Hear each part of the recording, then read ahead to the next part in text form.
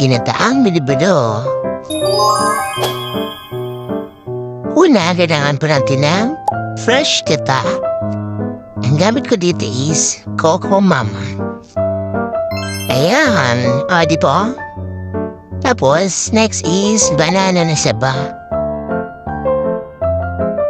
At syempre, hindi mawawala po yung glutinous flour. Ayan. Ayan yung gagawin natin bilog-bilog mamaya.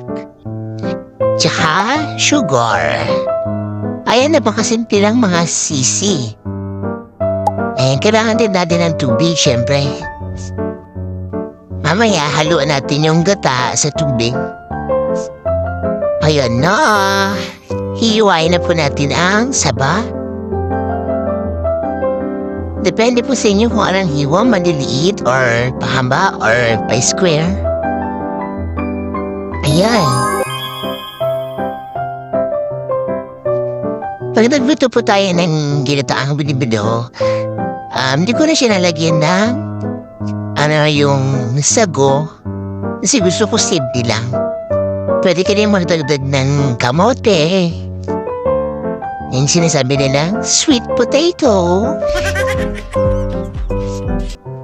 Tapos pwede rin mong dagdag ng ube, yung coloring, para ilalagay natin dun sa glutinous flour. Ayan, naghihiwa na si Inday. Simple lang po ang gagawin po natin. Ayan, napakasarap niyan. Ipapatikim po yan sa akin Tres Marias. Pagkatapos maghiwa, ang susunod na gagawin po ay yung glutinous flour lalagay pa natin sa bowl to sa lagyan ng tubig. Then yung water po, nasa sa inyo po yan, tansyain nyo na lang kung gaano karami. Hindi ko na sinukot yung glutinous flour kasi tansyado ko naman eh. Pero, kailangan isa-isang cup or 2 cups. Depende sa inyo kung gaano karami gagawin nyo na bilog-bilog na glutinous flour. Alam niyo na. Ayan na, mga sisi. And then, pag naging doon na siya, pwede niya na siyang bilog-bilogin. Ayan, masa-masa lang. Push-push lang. Yan siya na. Nagiging doon na po siya. Tapos, tsaka natin bilog-bilogin na. Ayan na yung tawag niya ng belo-belo. Ginataang bilibido.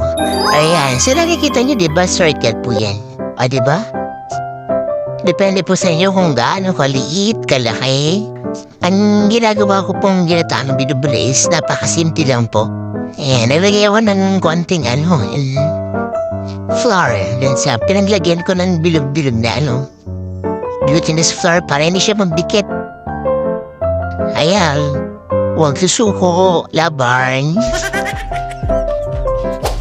Ayan guys, habang nagbibilog pa tayo, nakahanda na po yung ating kawali na paglulutuan. So guys, huwag niyong kakalimutan follow, follow, share, like. God bless everyone. Mukhang fresh nga yung gata, fresh na fresh. Ayan, imuhos na po natin ang Coco Mama fresh gata. Habang nagsusukat, naka-smile dapat. Coco Mama, Bikini Man. And the next is water, tubig. Ayan. Sa isang cup ng water, hindi po natin naubusin yung tubig kasi mamaya magdadagdag pa po tayo. Ayan. Tapos pakulo na po yan, ilalagay na po natin yung doon na binilog-bilog po na yan. Diba? Ang ganda mga sisi. Ayan, nilulog ko na po yung mga circle na kaya tawag nilang bilo-bilo. Naku, bango mga Mars. Amoy pa lang, diba? Yummy na. Basta huwag niyo nakalimutan guys na i-follow, share, and like ang aming channel. So guys, sana magustuhan niyo po.